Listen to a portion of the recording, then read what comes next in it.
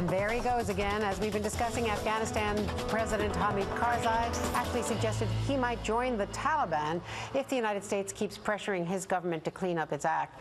He's still expected to meet with President Obama in Washington next month. That invitation has not been withdrawn yet, despite the White House now making it clear they are not at all happy with Karzai's performance.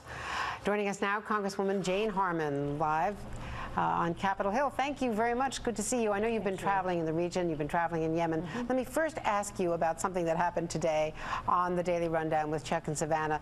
This was former UN envoy to Afghanistan, Peter Galbraith, as you know, a diplomat whom you probably know as well from his past service in Bosnia and elsewhere with the United States. And this was Galbraith talking about Karzai's erratic behavior. He's prone to tirades. He can be very emotional, act impulsively. In fact, some of the palace insiders say that he has a certain fondness for some of Afghanistan's most profitable exports. Well, wait a minute. So, let's be, if you're going to make that allegation, let's be explicit about it. So you're saying he's got an issue, he's got his own substance abuse problem? There are reports to that effect, but whatever the cause is, the reality is that he can be very emotional. These are things that are not at all in the interest of Afghanistan.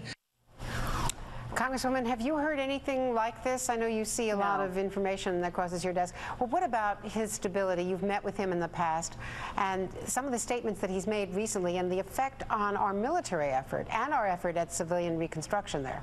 Well, you bet. I agree with the comments that Ambassador Nick Burns just made, Andrea, that that Karzai's comments are intemperate and unwise. And let's not just consider the impact on our own troops and on people in our government who are wondering why we're spending $100 billion plus on the venture in Afghanistan when we spend much less in Pakistan and Yemen, which are arguably more dangerous. But let's factor in the impact on the Afghan people.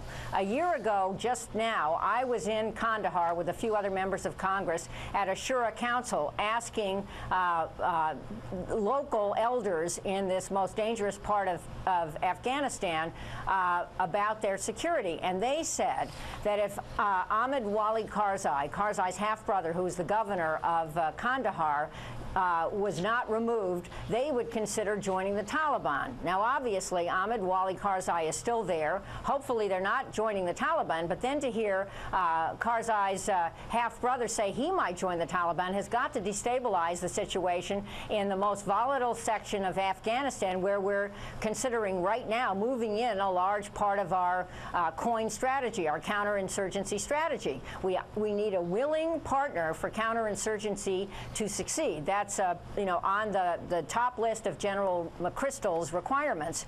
And I would hope that Hamid Karzai will reconsider these remarks. And I agree this all doesn't have to be aired in public, but he does need to crack down on corruption in his country, and he does need to show his own countrymen that he respects them and that he will protect their security. Have we backed the wrong horse here?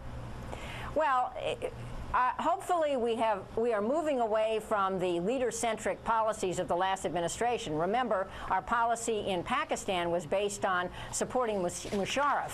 Our policy in Pakistan and Afghanistan should be based on supporting the people of those countries and their future security in a stable government. So Hamid Karzai was elected in a runoff after a very flawed election. I'm certainly not going to blame that on NATO and Peter Galbraith, as he did a few days ago. But nonetheless, we're going to have to work with him for a long time. I think our policy of directing aid to lower levels of his government and working through competent governors like the one in the province we have just helped clear is smart. But remember, the four parts of counterinsurgency are clear, hold, build, and transfer. We're going to help. We're doing well on the clear. Hopefully, we'll do well on the hold, but we can't build and transfer unless we have a willing partner in Karzai and in other people in the Afghan government. Jane Harman, who's been on top of all of these issues and just back from Yemen and on the intelligence review as well. Thank you very much. Thank you.